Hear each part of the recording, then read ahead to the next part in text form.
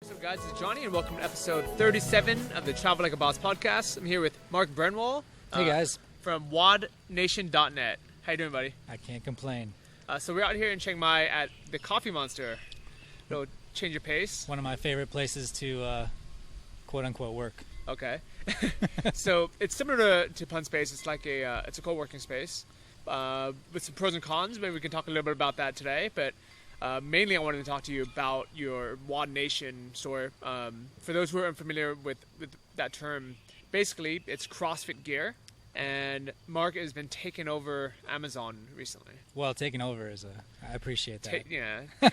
Getting close to the decimal. I recently launched my first product on Amazon. Let's put it that way. But with a great strategy, and I want to get into that today. So it's gonna be an interesting episode. We want to talk about how you can sell your products on Amazon, fulfilled by Amazon, have them inventory everything, and send it out for you. We want to talk a little bit about life out here, and let's begin with the Pun Space versus Coffee Monster debate. Sure, that'd be fun. Why do you like working out here? It's a good question. I like working out here, namely because it's very close to where I live, and what's cool about it. It's like I've lived in other places outside of the United States. What's cool about the Coffee Monster is all the people that come here. I have the opportunity to sort of sit away in the corner and get a bunch of work done, or if I'm feeling maybe not so productive and I want to just kind of chat about what people are working on, I can sit at the big table and get in a conversation that potentially could help my business or help someone else's. And you mentioned a little bit earlier that if it wasn't for being out here in Chiang Mai, you never would have launched this, you never would have had a product in Amazon. You never would have gotten a product made. Well, there was definitely some synergy that happened when I got here. Namely, I met somebody who was selling on Amazon, and he kind of shared what he was doing, and I shared what I was doing. He's like, wow, I think you could do really well on Amazon. And, as he started talking about it, I started hearing other people talk about it, and I just kept digging into it, and finally here I am with a product on Amazon. And by product, you actually have a brand now. You have a product that you manufactured. Correct. And you have physical units sitting in Amazon's warehouse where they're sending out to people all around the U.S. So I think that's really cool. That's that's a point that a lot of people would love to get to, including myself. Yep. So you're originally from San Francisco? Correct. Which is the internet business capital of the world. Why do you think being out here in tiny Chiang Mai, Thailand, has helped your your internet business more than being in the best city for that? Yes, I think from the outside, people would say, well, if you're going to build an internet business, you want to live in the Bay Area, and I suppose that's true if you have a ton of money or a backer with a ton of money, and you need to be in that sort of fast-paced world. For me, what works about Chiang Mai is that my cost of living is nominal. And I have time to make some decisions that I wouldn't have necessarily had the time to make if I was living in San Francisco, knowing I had to, pay my $2,500 a month rent. Here I pay a $300 a month rent. And you have a great place out here. It's to me, like coming here, not only cost of living being so low, but so many other expat entrepreneurs here that it feels like I'm kind of in a university class. Everyone's doing something cool. And so I learned something from everybody I talk to.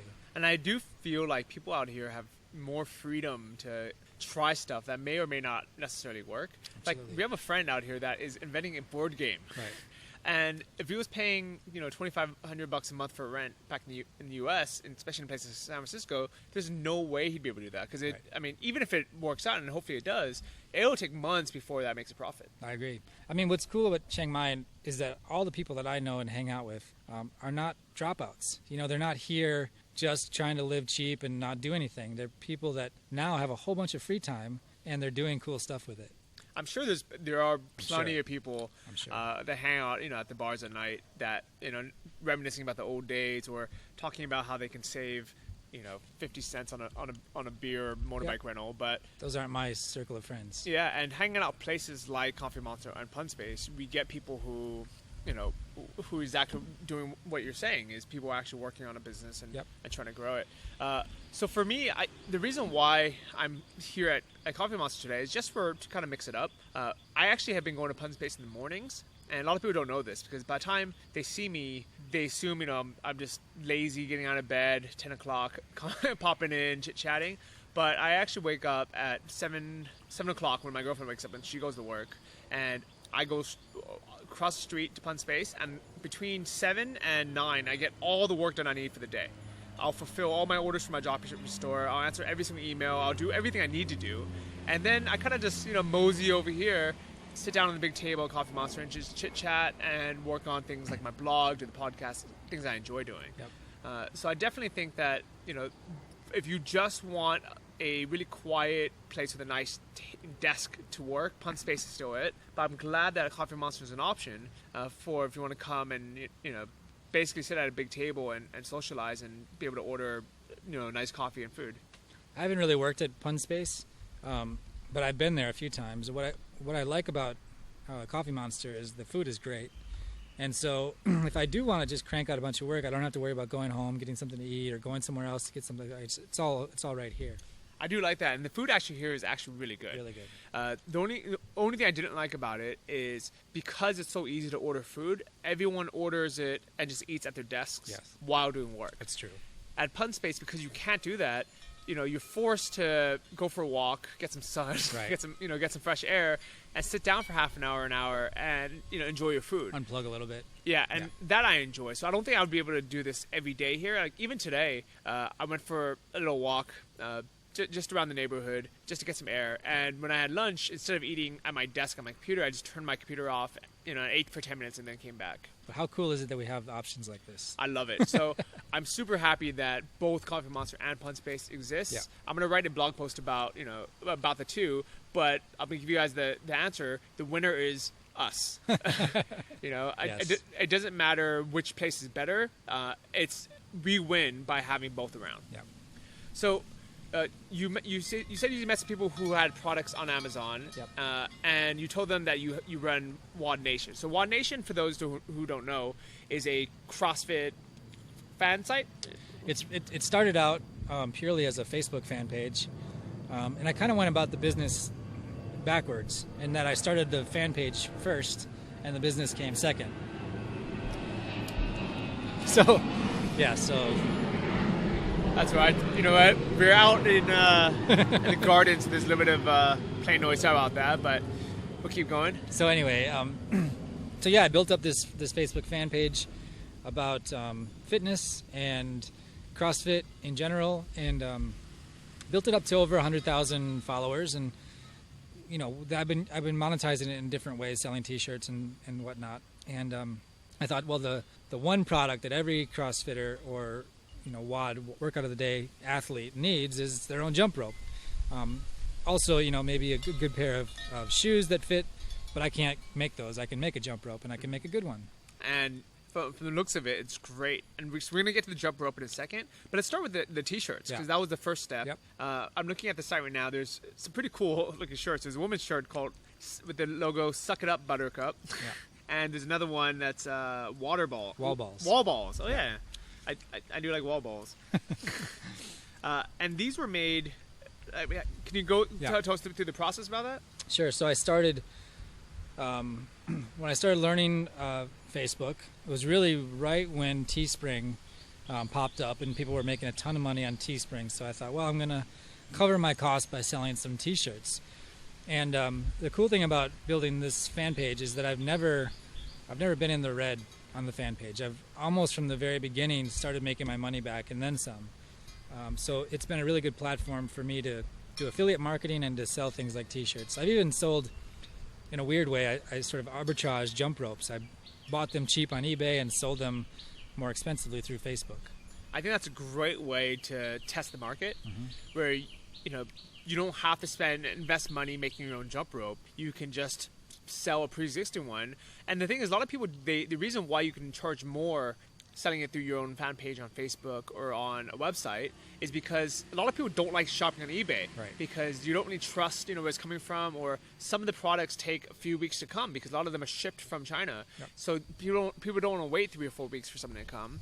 A lot of times there's bad descriptions or bad photos. So if you can repurpose a product that you find off of eBay and sell it through your own channel, almost private labeling it, I can definitely see why that works. And there's a bunch of people out there who do exactly that. They do eBay or even Amazon arbitrage. But what I like is that you didn't just stay there, because I wouldn't think that would be a sustainable business model forever. To be honest, it probably could be, but I wasn't getting. So I was finding jump ropes that I liked. I sampled them. I liked them. They were costing me about $6 shipped, and I was selling them for about twice that. And the way I think about it is, like, people are busy, right? So people who are into the CrossFit niche, maybe they follow my fan page, and they know they need to buy a jump rope, but they're too busy to look around. And so here I presented them with one that I liked. It was endorsed by me, and they bought it. So it was cool. But I thought I could make a better one and keep the same profit margin. Plus, I really wanted to learn more about selling products on Amazon, so it was the perfect opportunity. So if you guys want to follow along, if you go to Facebook and look for WOD Nation, and especially if you guys do CrossFit, but even if you don't, it's a great learning experience. I mean, I like CrossFit, and I know when I first got into it, especially that first year, I was super into it. If you offered me a cool shirt or any kind of cool gear that I thought I needed, I would buy it in a heartbeat. I love CrossFit too. I've been doing it for years. And yes, when you first get that bug, what I love about CrossFit is that it turns regular people into amateur athletes. Mm-hmm. Like, people who never thought they were athletic before suddenly are doing stuff that they never expected they could do. And so, with good reason, it's a very passionate niche. I see that. And also the people that join, I mean, first there's the price barrier to entry. CrossFit is expensive everywhere in the world. Out here, we're lucky that it's a lot more affordable than in San Francisco, where it would be $250 a month. Here it's about $85 a month, but it's still very expensive compared to a normal gym. So right away, you get a target audience of people, both men and women. I would say it's actually probably 50-50. It is 50-50. Which is awesome, because you can basically market to both. But also, these people always have disposable income.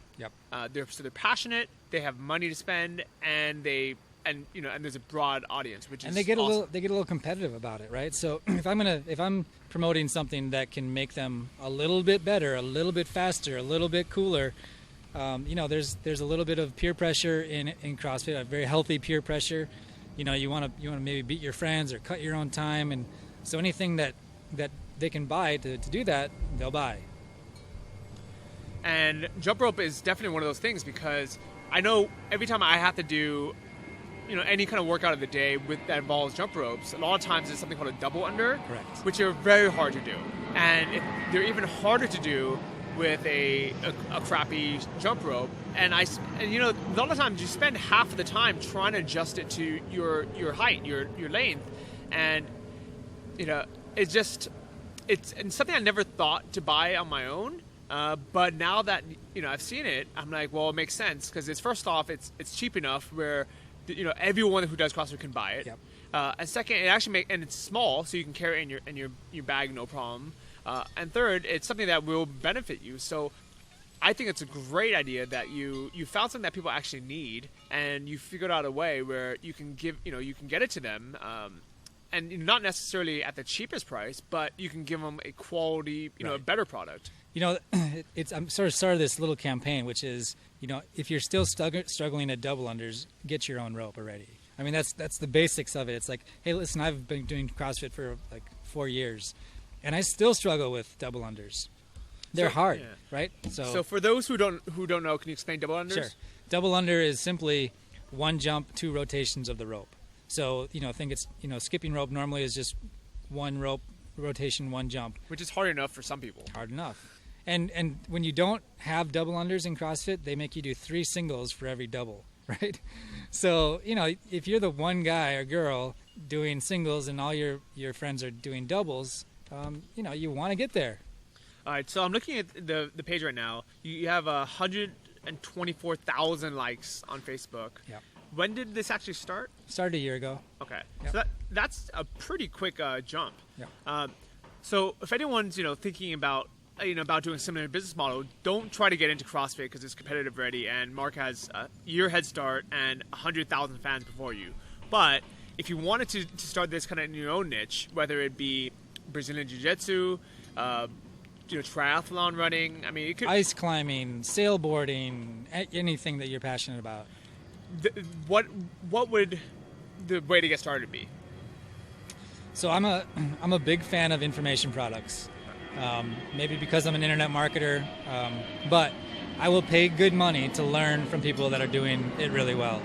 And the guy that I learned from, his name is Dr. Ben Atkins. He's sort of known as the Facebook guru. There's a few of them out there. He's one of them. I have now become a super fanboy of his, and he a funny thing, when I got to Chiang Mai and started learning about selling on Amazon, he actually started promoting selling on Amazon through Facebook. So it was, like I said, it was very synergistic when I got here, and all the signals sort of pointed to selling on Amazon for me. Okay, I'm going to put a link to his site on the show notes, as well as everything else we can talk about. But so this guy basically he talks about Facebook split testing. He talks about Facebook advertising, Facebook funnels. He's the one that taught me about doing the arbitrage. So I hate to say it, but I'm just like following along with the program, Well, a lot of times that's really all it is. Yeah. But then here's the thing: if I looked at his site, if I had never met you, right, and I just found the site, it's benadkins.com. Yeah. It looks like this old kind of crappy looking site. Yeah. It looks it seriously looks like something that someone made on a free blog a long time ago. So I wouldn't really look at it and be like, okay, this is what's going to make me completely replace my income and make me $100,000. I would probably go towards something that looks super fancy and super flashy that may not actually work. So I think a big problem with internet marketing is people get geared towards the stuff that looks cool. Yeah. I guarantee you this: if you Google how to make money online, yeah, and you buy the first product that pops up, you're not going to make. It's going to be. Unfortunately, those products don't work very well. It's true, and one thing I like about this guy, and what I always look for in any kind of product I buy is I feel like his products are way underpriced. Like the value he delivers is way more than I pay for. And he even says that. He's like, listen, I want people to be successful. They're the best marketing I could ever have. That actually is really, really true. It's the same thing. I'm actually in very similar shoes, as you, mm-hmm, where you did it. You followed this guy's program. How much did he actually charge for this? Well, I bought different programs, but the Amazon one was quite expensive. That was about $4,000. But oh wow, okay. But that there's a lot more to that one. It's not just him, but most of his products are around the $100, $200 price range. Okay, so I started with Anton's course. Yep. That's $500, and actually I think that price may go up as well. It's kind of the same thing where the amount of value he's giving you for it is worth way more than that. And a lot of times people were like, well, it's only $500. Let me just buy it and then not use it. So I think one thing that he might do is he might just raise that price. Sure. And really just force people to use it. Like, if you're going to buy this, I want you to be successful with it. And the biggest reason why they're similar is it's kind of the same thing. It's not that fancy looking of a site. There's no real marketing. You'll probably never find it if no one recommended it to you. And the only people who recommend it are people who have used it and are successful with it. So that's why it's under my recommended resources. I agree. And what I said before and what Johnny just confirmed is like, the biggest thing I learned from this is I don't have to be the coolest, slickest, most perfect marketer. I just have to follow the steps to somebody who's doing it and doing it well. Now, the trick is, of course, verifying that you're finding someone that is actually doing it and not just selling you, some hyped up product. When I talked about Teespring before, there's a lot of people selling how to make money on Teespring, but I don't know if I trust all those people, Mm-hmm. Well, for me, the biggest test is, are they personally making money from exactly. it? Or are they making money just from promoting that? So, because I know you, and you have no reason to lie to me and say, follow this guy's course, then I feel comfortable recommending it to other people. Yep. And I know it works, because I know that you're making money from it. It's the same thing when people meet me, and they know that I make money from dropshipping. So if I recommend an Anton's course, people know it works. Proof positive. Exactly. Yeah. And, at the end of the day, it's one of those things where, I'll straight up ask someone, to their face. I'll say, how much money are you making from that? Yep. And if they're like, well, I'm actually, doing copywriting as my main business, but this is what I'm excited, Amazon affiliates is what I'm excited about, then I won't really listen to what they're saying. One thing, and I agree with you, one thing I liked about Ben Atkins is when everybody was making a ton of money with Teespring, he was actually one of the people saying, you know what?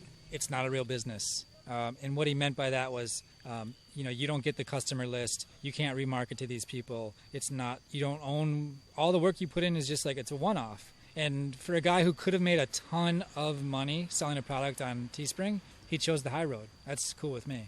I like that a lot. But you did make money. Did you make money off of Teespring? I did, and I still do. Okay. And he's not saying don't do it. He said just don't put all your eggs in that basket. Yeah, that definitely makes sense. But I do see it being a good kind of add-on if you have an existing, list like your Facebook fan page. My best T-shirt made about $9,000. Okay, that's awesome. That's not bad. And so the way that Teespring works, for people who don't know, it's kind of like Kickstarter for T-shirts, right? Mm-hmm. So it's kind of like a hybrid between those, T-shirt printing sites where, they just print one at a time. With this, you have like a minimum that people have to hit. And once they order, let's say, 100 shirts, they all get shipped out. Yep. And I think the reason why it works well is you get your own page for it. I mean, it'll be teespring.com/ whatever, WOD Nation or whatever it is. But at least you have your own link. It's not like 50 other shirts are on that same site. And as long as your shirt looks good, it's pretty easy to promote through social media. Yeah, it's a great way to get into the physical product game. Us as internet marketers tend to always be selling air or hype. And that's fine. I've made money doing that. But here now I finally had my first product someone could buy and hold in their hands and wear. And that was kind of gratifying in a way. And that's sort of what led me into the whole physical product idea anyway. I was the exact same way where exactly a year ago when I first wanted to make money online, be able to live passively and make money from Thailand, I was like, I want a physical product. So my first one was my book. And even though I made more money selling the ebook, much more money than the printed book, I wanted to have a physical printed book because I wanted something out there. Yes. And then when when the book was kind of said and done, I was like, okay, well now I want to get into selling some kind of product. Mm-hmm. And I knew if I just sold digital products, and a digital product could be like an ebook or a training course, that there is money to be made in that. But I really wanted to sell a physical product. Yep. And that's why I got into dropshipping. I figured that was the way where I can, people can order something and have it delivered to their door and email me back, and send me a photo, say, hey, thanks, I got it. So I know, to me, if it's a fulfilling, it's very fulfilling knowing that someone's getting a physical product that they're using because they ordered it from me. So that was my way to get into this. And with yours was Teespring, and now you have this super fast double under rope. Right. And I think it also pays as internet marketers to keep moving up the food chain, keep doing things that are more and more difficult. Promoting someone else's ebook is really easy. Meaning that, just build the blog page and do some SEO and buy some AdWords and blah, blah, blah. And you don't ever have to make the product or deal with fulfillment or any of that business. Yes, there's money to be made. There's a lot more money to be made when you do things like setting up a drop shipping store, contacting vendors, working through customer complaints and challenges, getting a product developed in China and sent to Amazon. Like the more up the food chain you go, the more difficult things are, the better your chances of success are. And yeah, definitely. And, the more defendable it is. But also the skill, as you mentioned earlier, it's more difficult to do because you have to learn more things. Exactly. But those are skills that we keep. No doubt. And the competition is way, way, way less, right? Because everybody wants to, the 4-hour work week. Like, how do I write a few blog posts and make a ton of money? Well, it doesn't work. It doesn't work. Move up the food chain, put in some real effort, and there's a lot of reward there. Yeah, definitely. And, in the beginning, just do something. And if you want to try to go and get a quick win off of Teespring, you can. And I'm going to give you guys a almost guaranteed way to make money off of Teespring right now is follow the news, follow kind of whatever's going on. And next time a famous celebrity or someone dies or there is some big thing going on where everyone's talking about, launch a Teespring campaign, hire someone on Odesk or something, $25 to make you design the graphic for you. And you could definitely make money selling Teespring shirts. But as Mark stated, that's not a business. That's a kind of like a land grab almost. And I'll give you another one. Yeah. Teespring was originally made for charities to be able to do little campaigns, and it quickly changed courses and people grabbed it and started using it on Facebook. But if you have the courage to call these charities and say, hey, let me help you make some money, you design the t-shirts, they email their list for you hello, there's the hint, right? You don't have to have a list. Use their list. Say, hey, they can send to their email list, hey, we just launched this new T-shirt to help support our whatever charity. Anybody who wants to support us, please buy the T-shirt. And maybe you keep half and they keep half. Whatever deal you work out, guaranteed. That's actually incredible because a lot of those charities have hugeness. Of course. And as long as you make a cool looking shirt where people, want to support it, I would say, okay, so the ways that the shirts that do the best, and there's ways to look on Teespring to see which shirts have sold the most, and most of them are things like when there's some firefighters. What was that? I don't remember exactly what it was. But it was basically to support firefighters. Yep. People, like saying they're supporting firefighters because it's a noble and cool cause. The shirt itself was designed well, where you had a firefighter symbol on there, and it said like remember, something, the firefighter's engine, Yep. Whatever number it was. And so I could see why that does well. Yep. And even silly things like when Twilight came out and people wanted Team Edward shirts or whatever, those sold well as well. So it's things that people want to wear. So if you can, kind of keep that in mind while you do it. But as excited as you guys are right now to, go and launch your Teespring campaign, I would say, go ahead and have that be one of your sources of income. Yeah. But at the end of the day, think of the long run. I mean, because as Mark said, none of those people become your customers. Right. They buy it once, you never hear from them again, and you're not going to be able to do this forever. As Teespring gets more and more hyped up, more saturated, I would say it's one of those things where. How many T-shirts can you own? Yeah.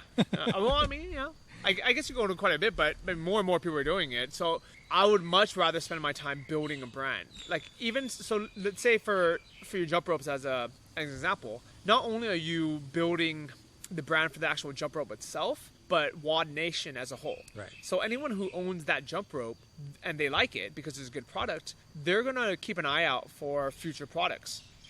It's cool. I mean, to be honest, this is something in the back of my mind, I always wanted to do, and I never really knew how to do it. And it all just kind of came together without me even really doing it the right way. Just like I built this Facebook page because I enjoy CrossFit, and then I just turned it into a brand, and I made a logo, and now I have a jump rope and an email list, and it has become a brand, and I'm excited to see where it's going to go. Okay, so let's say someone, their hobby is horseshoe skating or something, all right? Yep. And so they start a Facebook page pretty easy. What's the easiest way for them to start getting some likes? Buy them. Yeah. So I built most of my page by Facebook ads. You want to, and this is something I learned through some of these courses that I mentioned before, how to bid on Facebook ads for likes as cheaply as possible. And fortunately, I think I spent somewhere in the neighborhood of 6 to 10 cents per like. Not all of the likes on my page are paid for. What happens is you pay for them initially, and then all of a sudden you start to get organic likes as well. But that's how you get your foothold. I would say keep marketing to your page until you have about 5,000 likes, and then start to see if you can monetize it and do different things with your audience. Okay, so the way that looks kind of on the back end is if you're on Facebook and you like, let's say, CrossFit, for example, and Mark pays for Facebook advertising, what will happen is in your feed it'll say recommended pages to also like. Exactly. I see you like CrossFit. Maybe you would also like WOD Nation. Yep. So in the beginning, nobody, aside from sending it out to your personal friends, you might get a couple hundred people liking it from there, which is great. I would actually say that's the first step.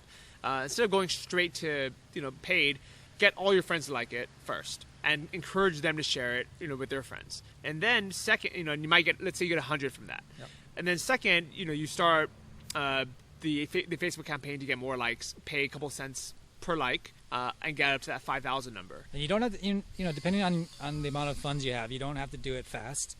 You can do $5 a day. Once you start making money from the page, then you can, I think at the most I was spending like $100 a day, right? Because I was looking, okay, I'm making money. I really want to build this. But you certainly don't have to start there. All right. And the thing is, here's the trick. You have to have good content. Yep. If you are getting people to like your page and, you don't put up any status updates or they're boring, then, people are either going to unlike it or they're not going to organically share it with their friends. The goal is to get your audience to love it so much that they want to share your photos, they want to share your status updates with their friends who are most likely also into the same hobby or same sport? Now, I agree with that, but I want to be careful with the word good, right? Good content. A lot of times the silliest things that I post get the most interaction. So let your audience figure out what's good. I don't want people to go out there and find the most relevant articles about this niche. It's like, you know what? Put in a funny meme. Put in just a quote that people like. The whole point of Facebook is just for people to share, comment, like. It's not something that they want to go and write their master's thesis on. I'm taking a look at your page right now, and it's cool data for anyone that kind of just wants to see. So there's a great picture. There's a girl doing pull-ups, and it says it doesn't get easier, you just get better. It looks cool. The girl's pretty, but it has 27 shares, right? Which isn't that much compared to the one right above that. This one is, has a picture of a kind of a sketched guy, like a chalk sketch guy, and it's 4 simple rules. 1, never go 3 days without exercise. 2, work out at least 3 days a week. 3, never miss a Monday. 4, never give up. This one has 474 shares. Right. And if you had just asked me which one people would like better, I would say the one of the girl. Yep. So yeah, you're right. People, you never know what people will like. You just have to share them. So I have my VA doing a lot of these posts, and she keeps track of which ones get the most shares, and we do recycle them. After 3 months, start posting them again, because I don't ever want to think that everything I post is something that everyone has seen before. So and repeatedly, the ones that get the most shares before get the most shares next time. And 3 months is long enough where people forget that Yep. you shared it, Yep. or you have new audience. Yep. But also, even if they do remember it, they like it again. Yep. It's so true. So tell me more about your VA. So I have 2 VAs, and both of them are from the Philippines. I've gotten very lucky with my first one. She speaks English as well as any American, which is huge. She writes content. She is quick to learn a new application. Like I'm having her post videos to a site now, and I just give her very loose directions, and she's quick on it. Now, I'm not saying all VAs are that way. I do feel like I got very lucky, but I think for the cost, I think I'm paying her per month about $500, which is quite a bit actually for the Philippines. But it's nothing compared to the value I get from it. So how many posts do you have them do a day? I think on this site I have 5 a day. Okay. And I might even increase that down the road, but I use a tool called Buffer, where she just stacks in the posts one after another, and Buffer automatically sends them out on a preset schedule. I'm looking at it now, and normally it would say like shared via Buffer. Yeah. Were you able to turn that part off? Yes. Yeah. There's I think it's when you I forget how I did it, to be honest with you, but when you're just doing regular posts, it doesn't mark them as Buffer. When you do them as images, it will mark them as Buffer. I'm a little loose on that. She does all that stuff, so. That's cool. That you're, at this point, you're so hands off of it that your VA knows more about it than you. Yeah. I also know for fan pages, Facebook now has automatic scheduling built in as well. Yes. So you actually don't even need Buffer for certain things. It's true. I just think it's a little bit more tedious. All right. So basically, if you guys want to get started, start with the fan page. Get your likes. Start posting up content that people like, and then to monetize. I mean, so you said the first thing that you did to monetize was Teespring or something else? The first thing I did was a ClickBank product for some paleo stuff. Now Facebook has changed a little bit. You can't post directly a ClickBank affiliate link, which is a real drag for people just getting started. But that was the first thing I did, was basically referring people to another affiliate product. And then the second thing was the t-shirts. Okay. So, I mean, if anyone wants to just test it and see if there are people who want to buy stuff, what I would suggest is sell an Amazon affiliate product. Perfect. Because it's the same thing, but what's good about Amazon affiliate products is everyone trusts Amazon. So no one's going to click the link and be like, oh my God, what shady site has this taken me to?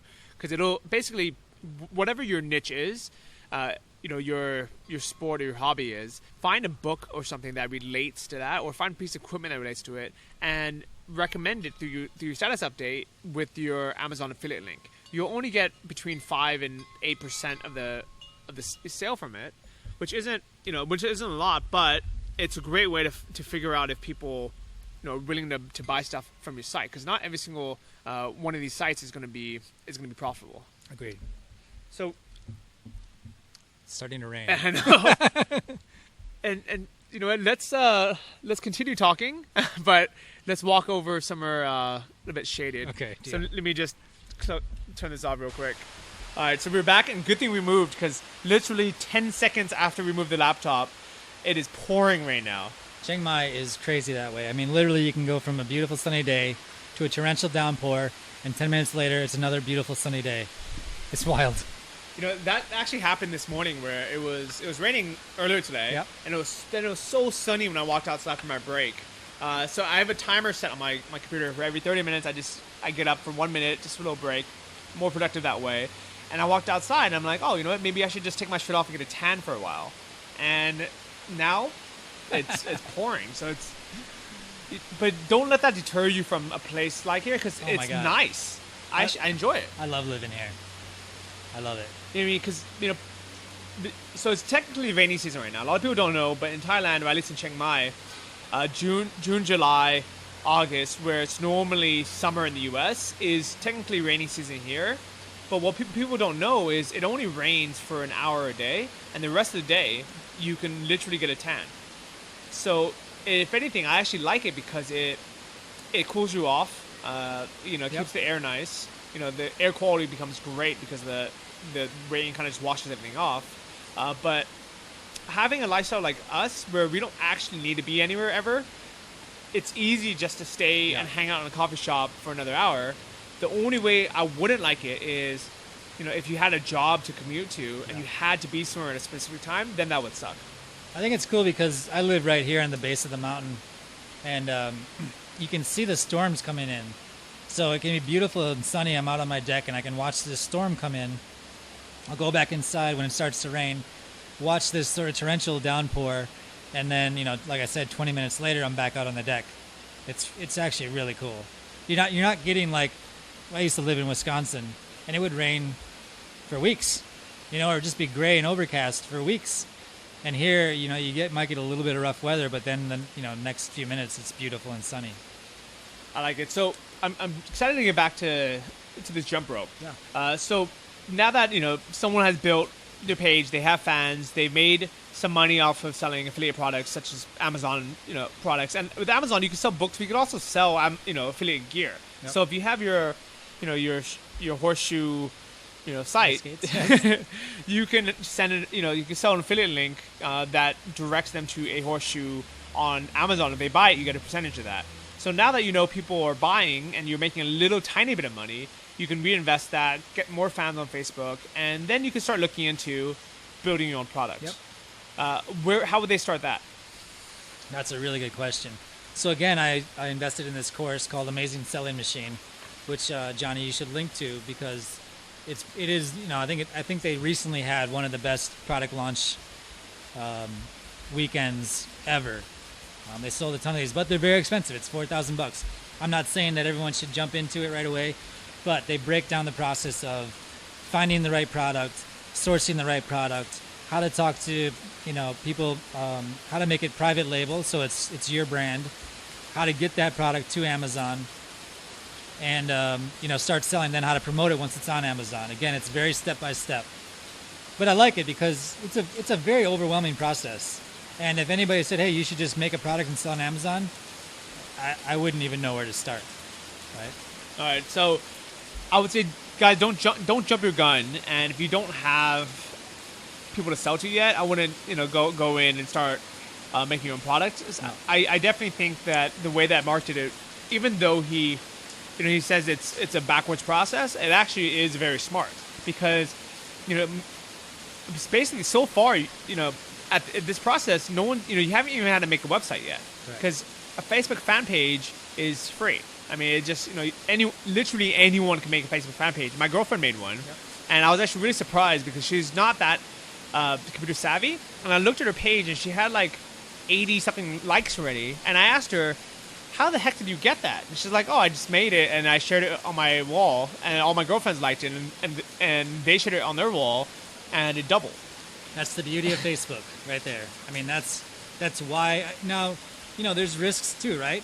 Like you said, I didn't have to make a website. Well, it's true, but that also means that if Facebook ever changes something or decides they don't like my page, I lose it. And it's something that I'm very aware of, and I'm thinking about, well, how do I, like for instance, build my own email list? How do I take people that are on my Facebook page and move them to my email list, and then they're mine, right? So when I said before, Teespring isn't a business because you don't own the list. So how do you get people on your Facebook page to become people that follow you in another format that you do own? And you're definitely correct about that, where you're looking into basically building an empire, right? So WOD Nation right now only has a couple products. It has a couple T-shirts and has a jump rope. Yep. But I would bet you a year from now, this is going to have a lot more products, Yep. and you're still going to be selling the jump ropes Yep. basically forever. You now are going to own, the brand WOD Nation Superfast Double Under Jump Rope forever. And 10 years from now, somebody is recommending their teenage son, a jump rope from CrossFit. There's a good chance they're going to recommend yours. Who knows where it can go? Here in Chiang Mai, they're going to do a competition in August at our CrossFit box, and I'm going to sponsor that. I'm going to be one of the sponsors. Now, that to me is just super fulfilling. Like, here's something that I'm passionate about, and all of a sudden I get to support it and, put my brand name on it. That is really cool. Something I never would have expected. And I like it a lot. And you know what? So I'm looking at the reviews. I took a look at the reviews on Amazon for your jump rope. Yeah. And these are verified buyers. So people who actually bought it, they received it, they used it, and they're all 5-star reviews. Which is awesome. I think that's really cool. Actually, also very cool. I'm gonna pull it up right now actually and see if I can find it. And you know what? In the beginning, you kind of just, people are going to buy kind of blindly. There's not going to be any reviews, or there's going to be like one or two. Yeah. But once these verified 5-star reviews come in, I can definitely see people just kind of pouring on. And it really helps. Yeah, and, that's why it has to be a good product. And that's why I'm glad you took the time to find a product that you can improve upon. What's cool is, like, there are other people in this course, this Amazing Selling Machine. They don't have this Facebook audience that I have. And just search for WOD Nation. Okay. And, I get to promote to my audience, sell the product, and then I can go back to my audience and say, hey, if you bought the product, I'd love it if you left a review, right? Most people don't have that opportunity, right? So I was able to get several really good reviews very quickly, and that definitely helps my ranking in Amazon. Yeah. So, with Amazon, this is going to be... basically, what we were talking about earlier, kind of offline, was your page, right? And if you guys want to take a look at it, I'll have a link to it. This is episode 37, the show notes in Travel Like a Boss. But this CrossFit, the product page is basically a sales page where you have a lot of keywords for the CrossFit jump rope. And all the other different keywords. You have a great description that's well written. You have the on sale kind of price, so people they feel like they're getting even extra value for it. You have some, what do you call these, like bullet points? Bullet points and customer benefits. Yep. Instead of just saying the features of this jump rope are, XYZ, the benefits, if you buy this, you'll cut seconds or even minutes off your WOD times. You'll get in the best shape of your life. You'll, has a guarantee. You get extra value. All these things that are, that are part of it. But a lot of times, if you look at other products on Amazon, people don't even have more than one photo. They might not even have a description at all. So by using some of these internet marketing techniques on a physical product, you're really standing out. Agreed. Like I said, this is just moving up the food chain. You're doing something that is much more difficult than promoting someone else's product. And so, I own this. And now all the skills I have acquired over the years of internet marketing have come into play in a really powerful way here. Yeah, and this is kind of meshing both together. There's people who are great at internet marketing of these kind of, these products that, like an ebook or something, making it seem like it has, like, I would say one of the first things that any good internet marketer does is makes their ebook look like it's a physical book. Right. So you make a book cover that looks like, like you're not just getting a PDF and email. It looks like you're getting a real book. People know they're not physically getting a book in the mail, but by having a cover and making it look like it's been printed out before, people are much more likely to buy it. Now, on the opposite, flip this the spectrum, on these jump ropes, which are real products, by using some internet marketing techniques like the bullet points and the features and the benefits and having like the kind of added value, I can see why that makes people buy this a lot more too. And then, of course, the reviews, right? So, Facebook is very much a review site, and one of the topics in the course that I subscribe to is how to get your first few reviews. You need 3 reviews before you even really start promoting it, because if you have no reviews, nobody's going to trust the product. And it's the exact same thing with the dropshipping stores as well, where all the products that I want people to buy, there are 2 or 3 reviews on there. Yeah. And now that my stores have been around for a while, like some of my best-selling products, I'm taking a look and there's 10 plus verified reviews.